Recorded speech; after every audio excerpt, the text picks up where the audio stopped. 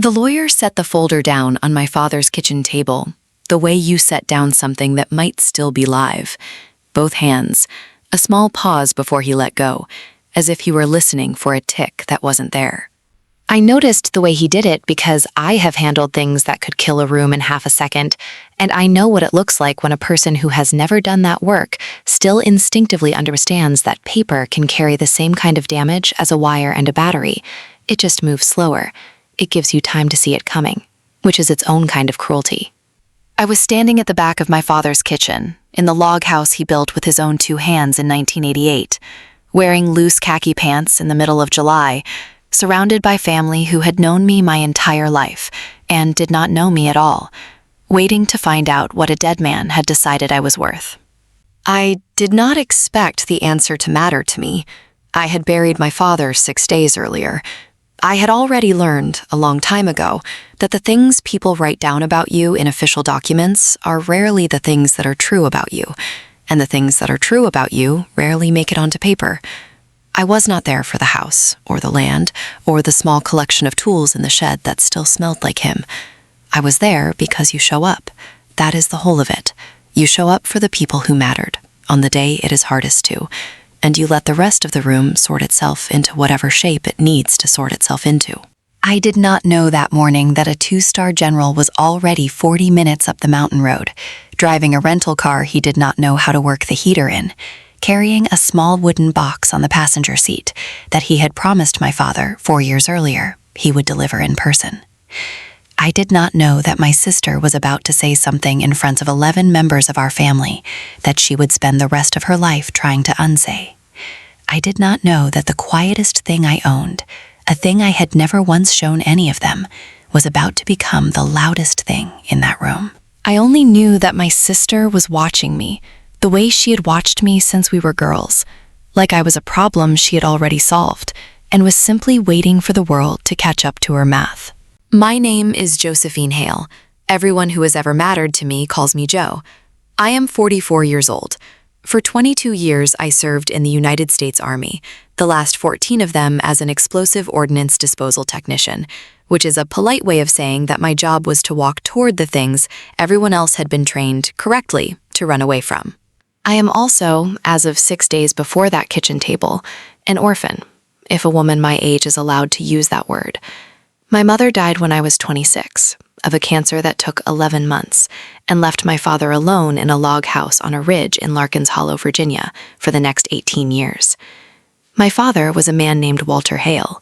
He was a command sergeant major in the United States Army for 31 years, retired the same summer I shipped out to basic training, and spent the rest of his life doing the 2 things he was best at, which were building things with his hands and saying very little.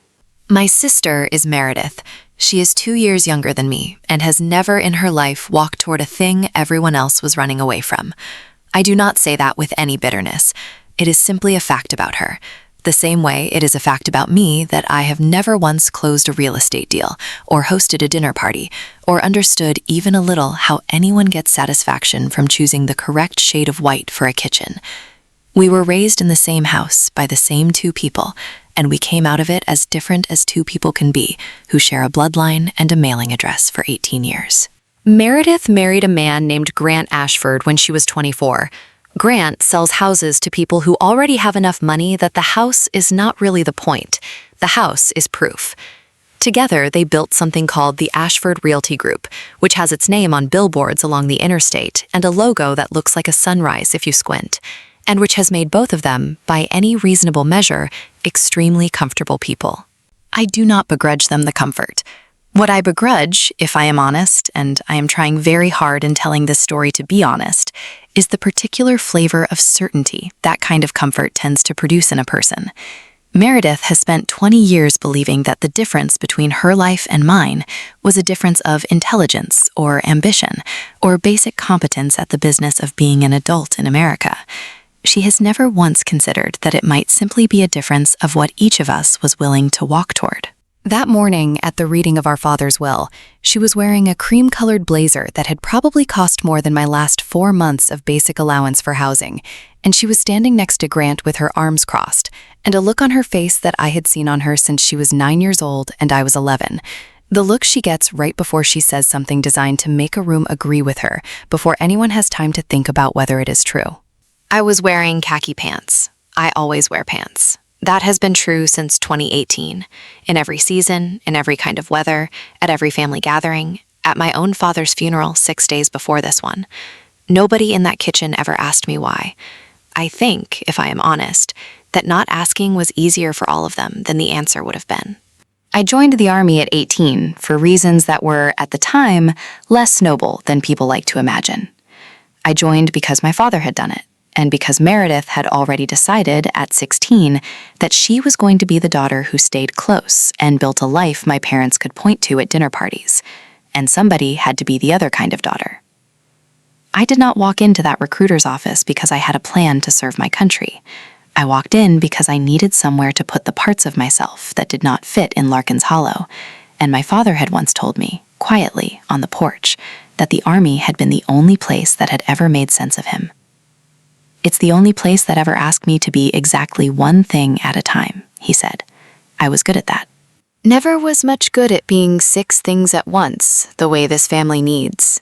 It took me 4 years to understand what he meant, and it took me closer to 14 to become the kind of soldier who could say the same thing back to him and mean it.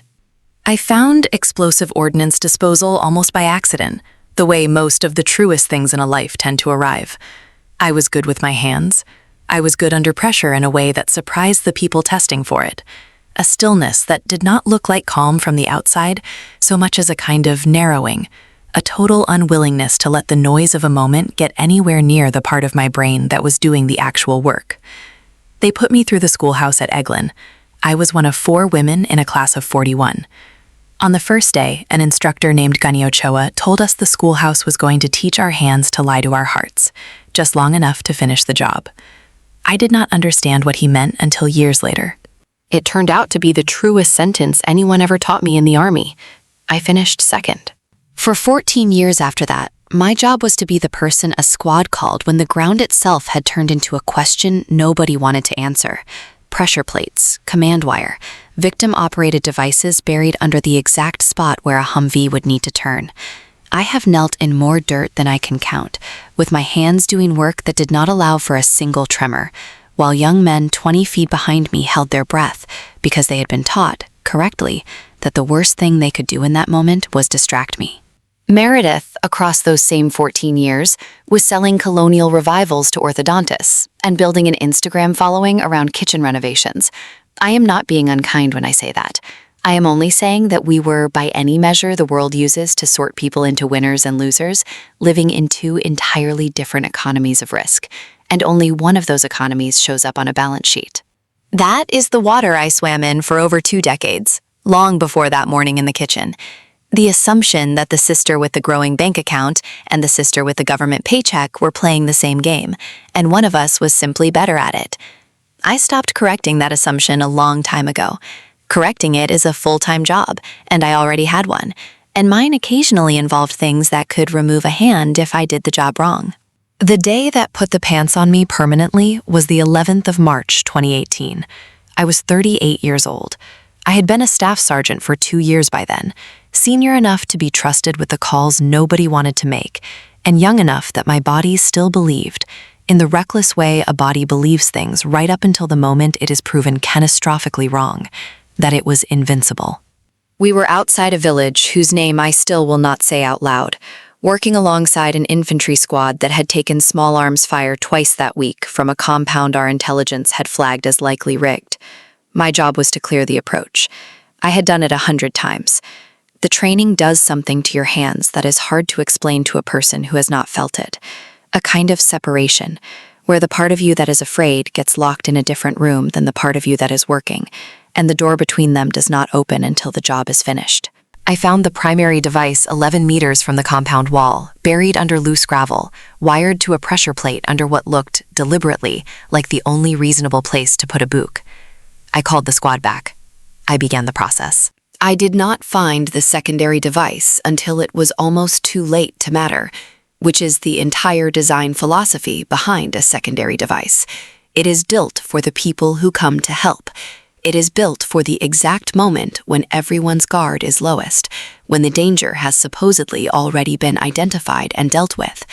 When a young corporal named Danny Ruiz, 22 years old, from a town outside Tucson, engaged to a woman named Priya he talked about more than any soldier I had ever worked with talked about anyone, took 2 steps toward me to ask a question that did not need an answer nearly as badly as it needed him to stay where he was.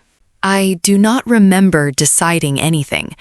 I want to be honest about that, the same way I have had to be honest about it in years of sessions with a psychologist at Walter Reed, who was very patient with me while I tried to find a decision that was never there. There was no decision.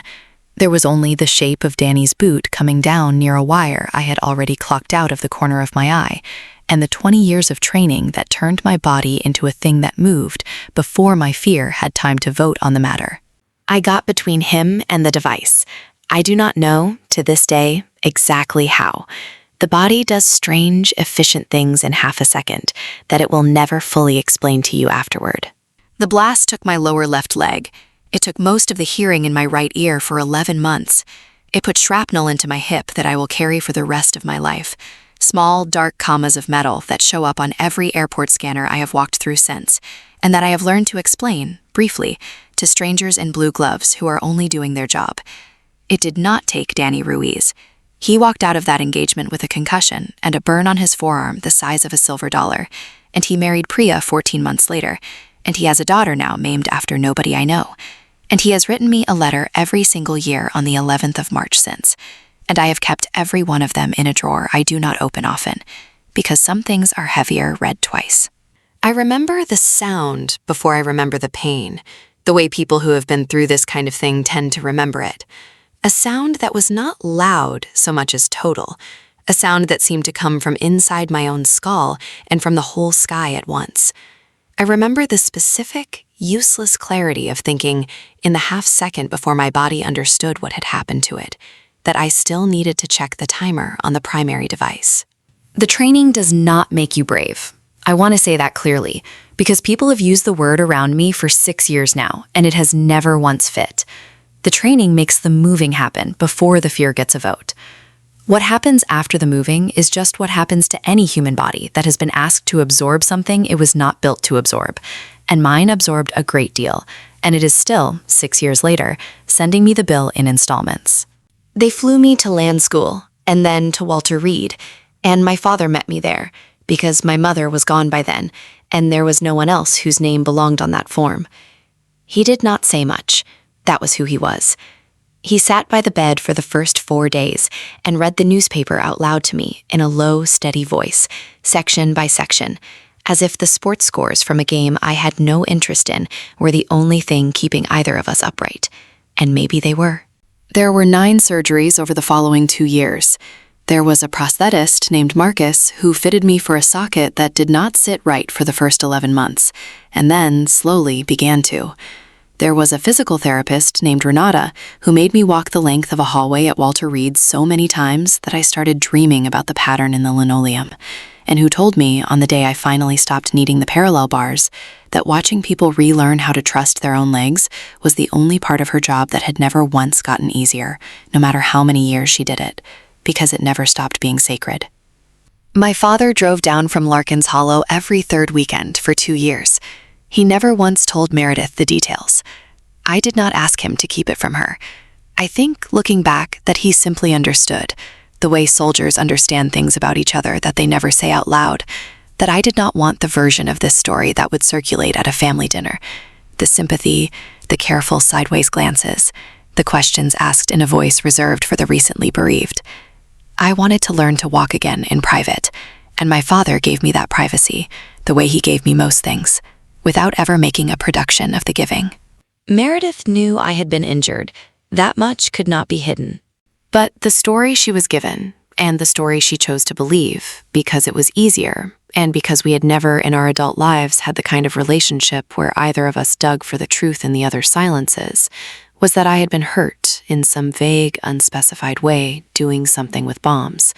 that I had recovered, and that I had shortly after quietly separated from active operational duty and taken a training assignment at Fort Belvoir that Meredith, in the years since, has described to more than one person at more than one holiday table as me not really doing the dangerous stuff anymore. As though the years after Syria had been some kind of demotion, a soldier put out to pasture, rather than what they actually were. Which was a woman training the next generation of technicians, so that fewer of them would have to learn the same lesson I had learned in the dirt outside a village whose name I still will not say.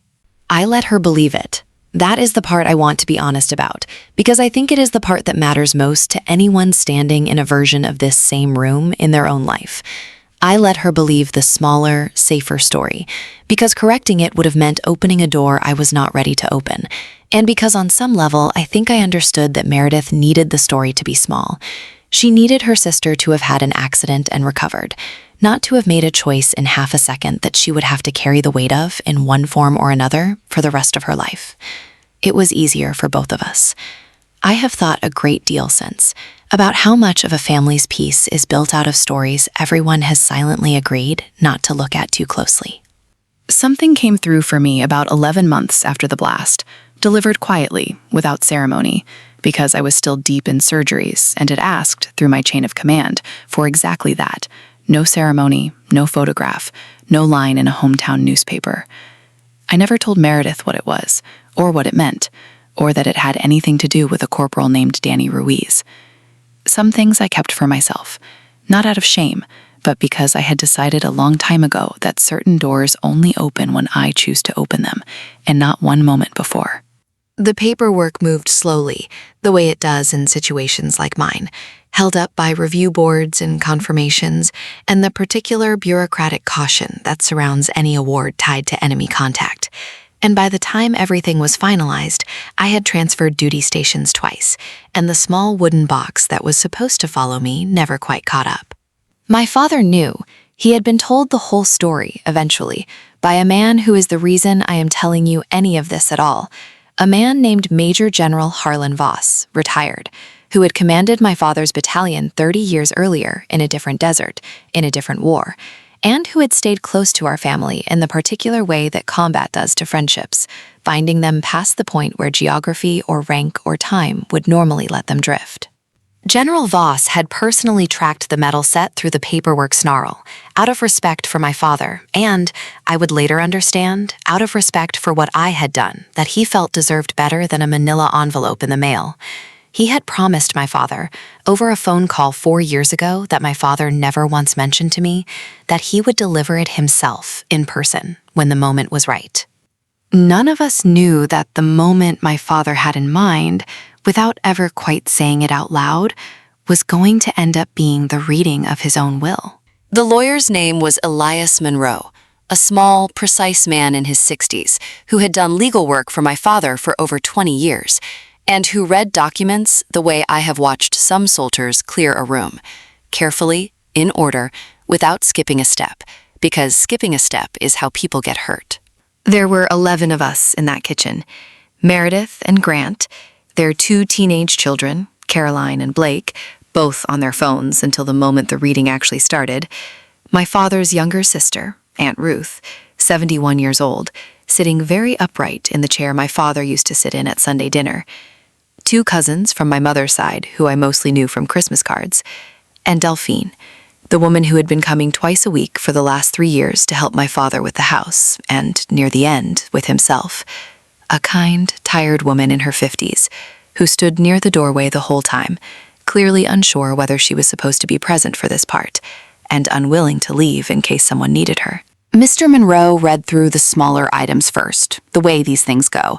The tools in the shed, left to a cousin who did woodworking, a modest sum split evenly between Caroline and Blake for their education, my mother's jewelry, most of which had already gone to Meredith years earlier and was simply confirmed on paper now, a donation to the VFW post in town that my father had belonged to for 3 decades.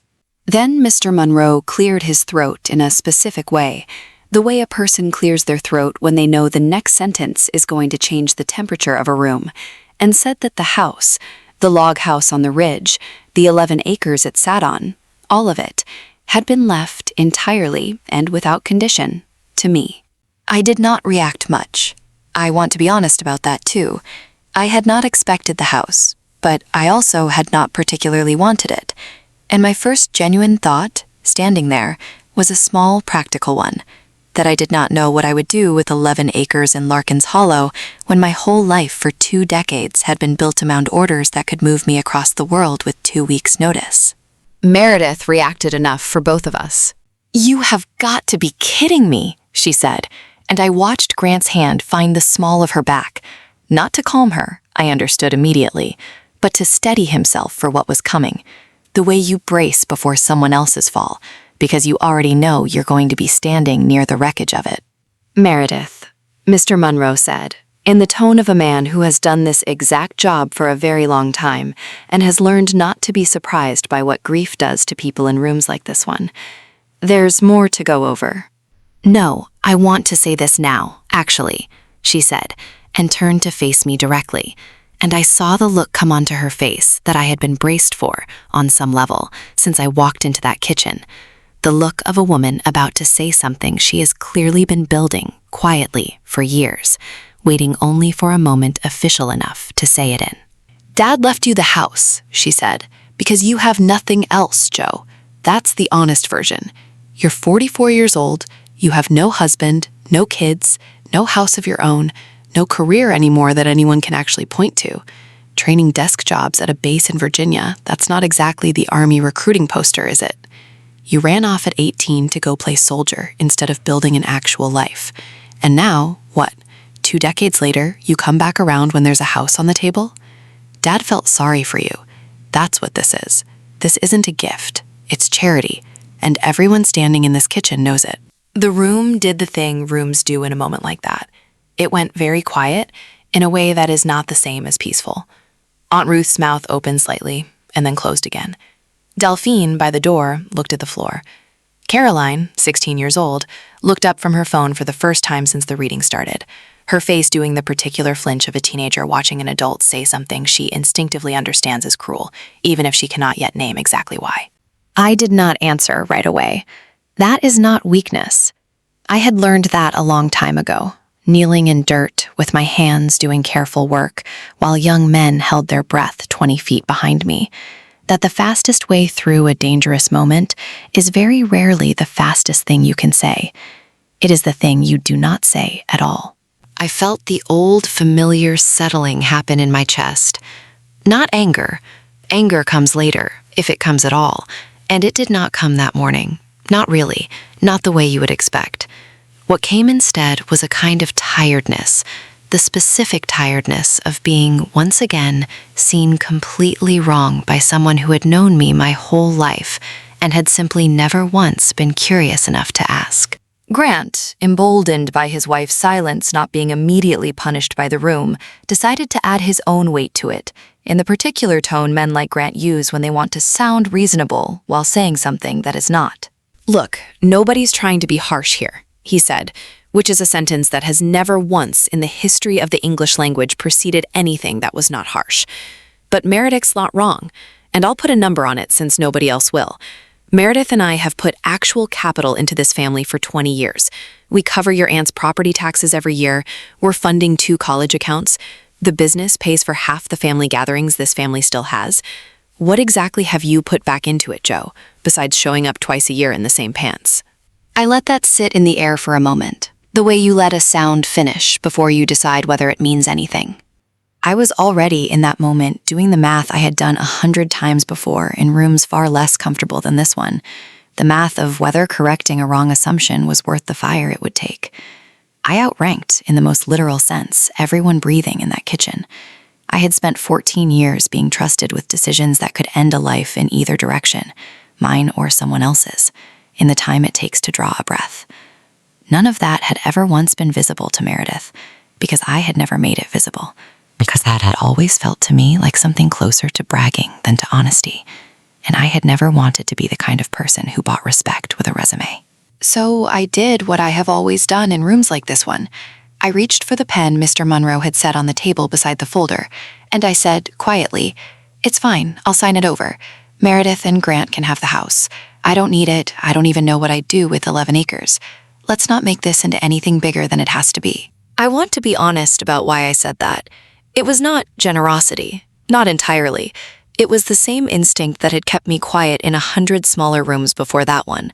The belief, worn smooth by 20 years of practice, that peace is usually worth more than being right, that most fights are not worth the fire, that the fastest way to end a bad moment is to give the loud person what they came for and let everyone go back to their lives.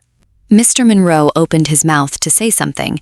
I would learn later that there was in fact a condition attached to the house that made a same-day transfer legally impossible without a great deal of paperwork Meredith would not have enjoyed. But before he could get a word out, we all heard the sound of tires on the gravel drive outside, slow and careful, the sound of someone who did not know the road and was being cautious about the ruts. Delphine went to the window first, the way people near a door always do, grateful for a reason to look at something other than the tension in the room. "There's a car," she said. "Nice one. Man getting out. Older gentleman." I felt something shift in my chest before I understood why. A small animal recognition, the way your body sometimes knows a person's walk before your mind has caught up with the face. The knock came a moment later, 3 measured raps. The knock of a man who has spent a professional lifetime understanding that the way you announce yourself is itself a form of communication. Delphine opened the door, and I watched every head in that kitchen turn. And I watched Meredith's expression flicker through confusion into the beginning of irritation. The look of a woman whose moment has just been interrupted by a stranger with terrible timing. He was 71 years old, tall in the way men who have spent 40 years standing at attention remain tall well into old age, with white hair cut close and a posture that made the doorway look slightly too small for him. He was not in uniform. He wore a simple navy sport coat and gray slacks, and in his left hand he carried a small wooden box, dark walnut, the kind of box a person builds when they want something to last exactly as long as what it holds inside it. "I apologize for the intrusion," he said, and his voice filled the kitchen the way a voice fills a room when it has spent decades being trusted to carry orders across the noise of engines and gunfire, and men who needed badly to hear it clearly the first time. "My name is Harlan Voss. I served with Walter Hale for 11 years, going back to 1979. I am not here to interrupt whatever business you have this morning. I am here because I made your father a promise, and he is no longer able to hold me to it, so I intend to keep it myself." Aunt Ruth had gone very still in her chair. "Harlan," she said, quietly, and I watched something pass across her face that I did not fully understand until later. Recognition and grief, and something like relief. The specific relief of an old woman realizing that someone else in the world had also loved her brother, enough to drive several hours to a stranger's kitchen table on the worst week of that family's year. General Voss's eyes moved across the room, taking in each of us, the way a man takes in a room he has been trained for half a century to read quickly and correctly. They stopped on me. "Sergeant Major," he said, and I saw Meredith's face do something complicated at the sound of a rank being used, clearly for a woman she had just called an odd jobber. "It's good to see you again. I wish it were under better circumstances." "General," I said, and came to something close to attention, without quite meaning to, the old muscle memory arriving before I had decided to let it. "I didn't know you were coming." "Your father asked me not to tell you," he said. "He said you'd try to talk him out of the fuss. He was probably right." He set the wooden box on the kitchen table, next to the folder Mr. Monroe had not yet closed, and he looked for the first time, directly at Meredith. "I'm sorry, I don't believe I caught your names," he said, in a tone that was perfectly polite and completely unmistakable in its purpose. "Meredith, this is my husband Grant. I was Walter's daughter." She said it carefully, the word daughter landing with a slight, unconscious emphasis, as though she needed the room to remember, suddenly, that she had a claim to it too. "Then you're the sister," General Voss said, and turned back to me, and something in his face had gone very quiet and very deliberate. The look of a man deciding, in real time, that a promise he had planned to keep gently was about to be kept in front of an audience instead, because the moment had called for it. I walked in on the tail end of something. I heard some of it from the porch before I knocked. I wasn't trying to listen. The window was open. Nobody said anything. Grant's hand had gone still on his wife's back. "I'm going to say a few things," the general continued, "and then I'm going to give your sister something that belongs to her, and then I'll get out of your hair, because I understand this is a hard week, and I have no business staying longer than I need to. But I promised an old friend I would say this part out loud, in front of his family, because he never got the chance to, and I don't intend to let that go unfinished." He opened the wooden box. Inside, on a bed of dark blue velvet, sat a medal I had not seen in 6 years, a small bronze star, suspended from a red, white, and blue ribbon, and pinned across the ribbon's face, a small bronze letter V.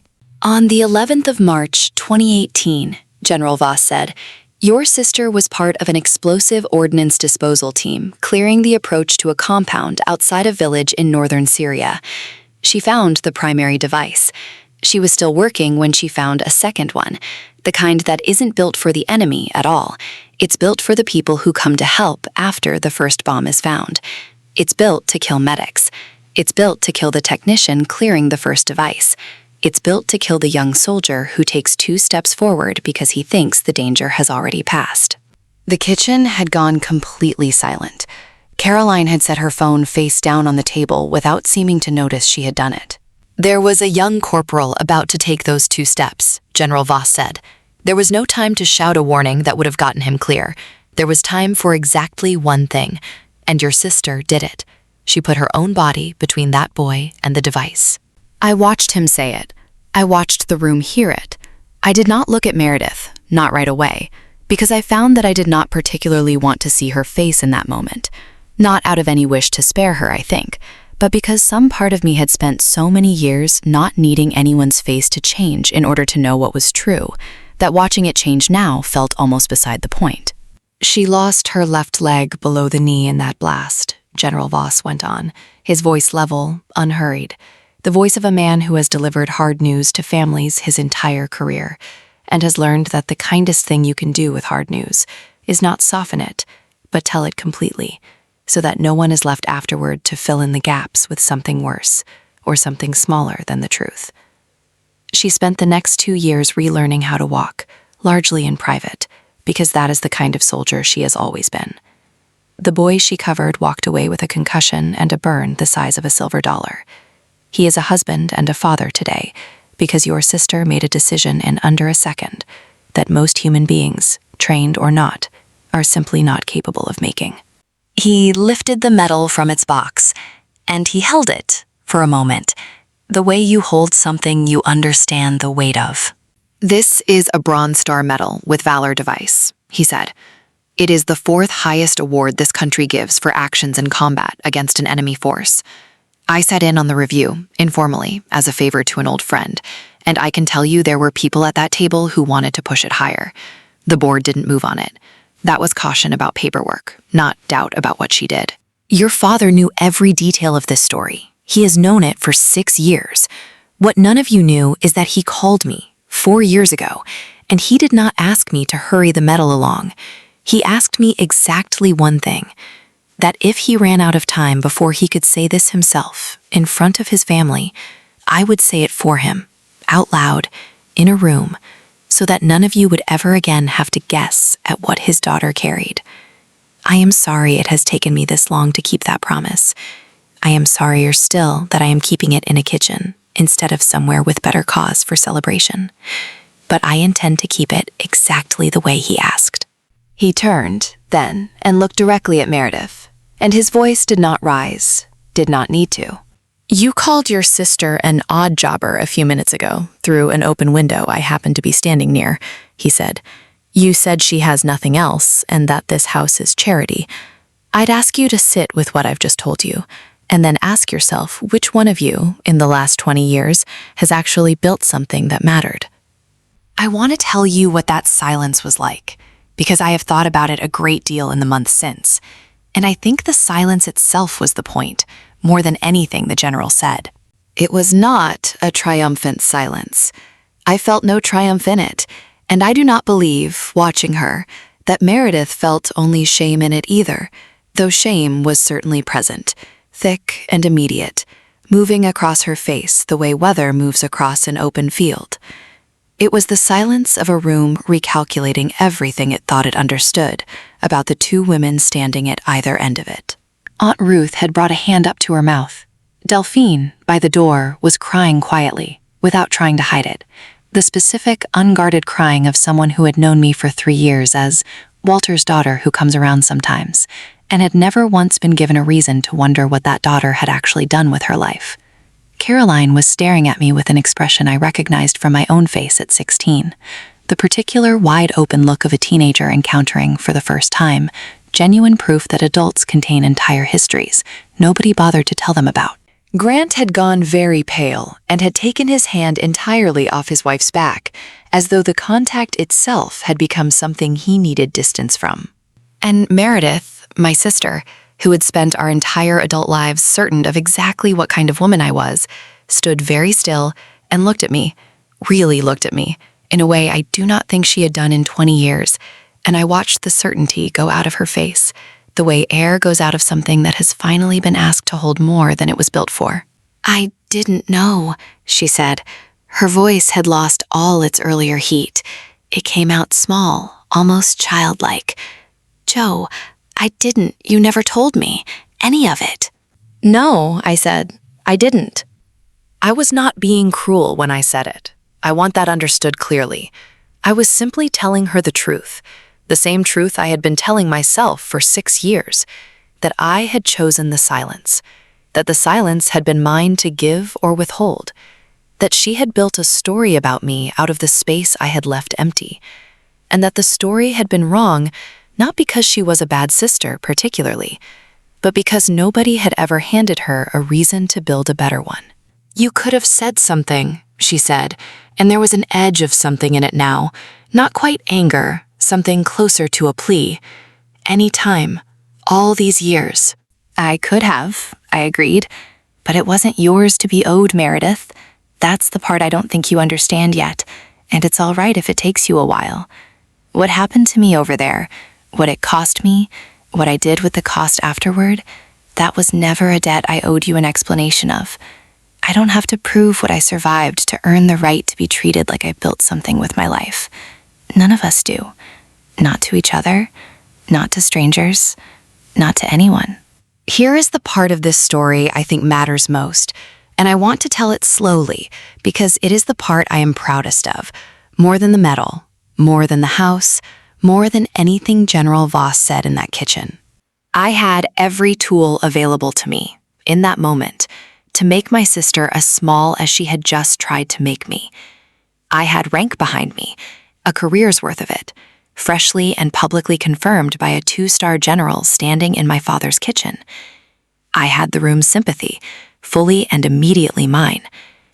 I had, for the first time in either of our adult lives, a clean and total advantage, and every instinct in me, in the first few seconds after the silence broke, wanted to use it. I did not use it. I want to explain why, because I think the why is the actual gift my father left me that morning, more than the house, more than anything written on paper. Using it would have felt wonderful for about 4 seconds, and it would have cost me a great deal longer than that. It would have turned a true thing into a power thing. It would have let Meredith spend the rest of her life telling a version of this story where her sister used a general and a medal to humiliate her in front of the family. And worse, some part of her might have come, eventually, to believe that version, because believing it would have hurt less than the true one. I did not want that. I did not want her afternoon, or her shame, or her humiliation. I wanted for one single moment in 20 years to be seen accurately by the people who were supposed to know me best. And then I wanted to go home and figure out what a person does with 11 acres and a log house she never expected to own. So I did not use the rank. I did not ask the general to say more than he had already said. I turned to my sister in front of everyone, and I said the only thing I actually needed to say. "I was there," I said. "You weren't. That's the whole of it, Meredith. You don't have to feel destroyed by that. You just have to stop deciding you already know the whole story about somebody just because they never handed it to you." Mr. Monroe cleared his throat again, gently this time, and reached into the folder he had set on the table an hour earlier, before any of this had happened. "There is one more item," he said. "Your father left a letter to be read after the disposition of the house, regardless of how that conversation went. He was very specific about the timing. I believe now I understand why." He unfolded a single page, handwritten in my father's blocky, careful print. The handwriting of a man who had filled out 31 years of military paperwork and never once lost the habit of writing like it mattered. "To my daughters," Mr. Monroe read. "By the time this is read, I imagine the two of you have already found your way into whatever this moment turned out to be, and knowing you both, I suspect it wasn't easy. I'm sorry I'm not there to referee it myself. I was never much good at that, even when I was alive, so perhaps it's just as well. Meredith, I want you to know that I am proud of you, and I have been proud of you your whole life, of the business you built and the family you've raised, and the way you've never once needed anyone's permission to go after what you wanted. That is a real kind of strength, and I don't want you to spend 1 minute of your life thinking I didn't see it. Joe, I left you the house because it is the only place on this earth where you ever let yourself be weak in front of another human being, and that human being was me. And I have never in my life been given a gift as large as the trust it took you to let me watch you learn to walk again on that back porch, at 4 a.m. sometimes, when you thought I was asleep and didn't know I was standing at the kitchen window. I did not give you the house because you have nothing else. I gave it to you because it is the one place in this world that has already seen the whole of you, the hardest parts and the strongest parts both, and never once needed you to explain yourself to it. Every other room you've ever walked into has asked you to prove something. That house never will. I wanted you to have one place like that for the rest of your life. I love you both. I am sorry I couldn't say all of this out loud while I still had the chance. Your mother always said I saved my best sentences for paper, and I suppose, at the end, that turned out to be true one more time. Your father, Walter. Nobody spoke for a long moment after Mr. Monroe finished reading. Meredith had begun to cry, openly now, the kind of crying that has stopped caring who was watching. And I found, to my own surprise, that I crossed the kitchen and put my arms around her, and she let me. And for a moment we were simply two sisters who had lost their father in the same week, and had just learned, in the same hour, how little either of them had actually understood about the other. "I'm sorry," she said into my shoulder. "I'm so sorry, Joe. What I said, Grant and I both, there's no excuse for it. I don't even know how to start making that right." I thought about how to answer that for a moment, the way I have learned to think before I answer most things that actually matter. "You don't have to make it right today," I said. "You just have to actually mean it going forward. Next time somebody in your life doesn't match the story you've already written about them, pause. That's all I'm asking. That's the whole thing." She nodded against my shoulder, and I felt her nod the way you feel a thing land in a person, not the polite nod people give to end a conversation, but the other kind, the kind that costs something. General Voss stayed another 20 minutes, long enough to shake my aunt's hand and tell her quietly that my father had talked about her often, and long enough to press the wooden box into my hands one final time and tell me in a voice pitched only for me that my father had never once doubted that this moment would find its way to the people who needed to hear it, even if he didn't live to say it himself. He was a patient man, the general said. He always did believe the truth finds its own timing, if you just give it room to arrive. Grant apologized too, later, stiffly, in the driveway, in this specific, uncomfortable way men like Grant apologize when they are genuinely sorry and have no real practice at it. I accepted it the way I have learned to accept most apologies that arrive too late to undo anything, not because it fixed what had already been said, but because refusing it would only have made both of us carry it longer than either of us needed to. I signed the papers for the house that afternoon, at the same kitchen table, with the same pen. Nobody in that room tried to talk me out of it this time. I did not get anything back that day that I had actually lost. I want to be clear about that, because I do not want to hand you a story with a bow tied too neatly around it. I did not get my leg back. I did not get the 2 years of surgeries back, or the 11 months of quiet mornings on that back porch teaching my body to trust itself again, while my father stood at a window pretending to be asleep. I did not even get my father back, which is the only thing, if I am honest, I would have traded all of it to have. But I got something I had been giving away for free for 6 years, to anyone who asked, and plenty who never had to. I got back the plain, unremarkable right to be believed. I still wear pants most days. That has not changed, and I don't think it needs to. Some things are a choice now, instead of a hiding, and the difference between those two is the whole difference between a person who is healing and a person who has only learned to survive very well. But I keep the medal out of the sock drawer now. I put it on the mantle of the house on the ridge, next to a photograph of my father in his dress uniform, taken the year before I was born. And some mornings I look at both of them together, and I think about how much of what we carry quietly, and how much lighter it becomes the moment even one other person finally sees the whole weight of it. If you've ever let someone be wrong about you because correcting them cost more than it seemed worth, I know that room. Most of the time, letting it go is the wiser thing. But every so often, the truth finds its own timing anyway. When it does, you don't have to perform it. You don't have to use the rank, or raise your voice, or turn someone else's shame into your victory lap. You just have to stand there, steady, and let it be exactly as large as it already is. Carry your own weight quietly if you need to, but don't let someone else's certainty about you become the only version of your life that gets told. You were there. You know exactly what you carried, and exactly what it cost, and exactly what you saved. That is enough. It was always enough. If this story reminded you of your own family, your own service, or somebody who was never given the credit they'd earned, I'd love to hear about it in the comments below. Tell me where you're watching from, and if there's someone in your life like Joe, someone who's been quietly carrying more than anyone around them ever gave them credit for, tag them, or just tell their story here. If you want more stories like this one, real families, real silence, real truths that finally get their moment, subscribe and hit the bell so you don't miss the next one. Thank you for watching, and thank you always to the ones who serve quietly and never ask for the room to notice.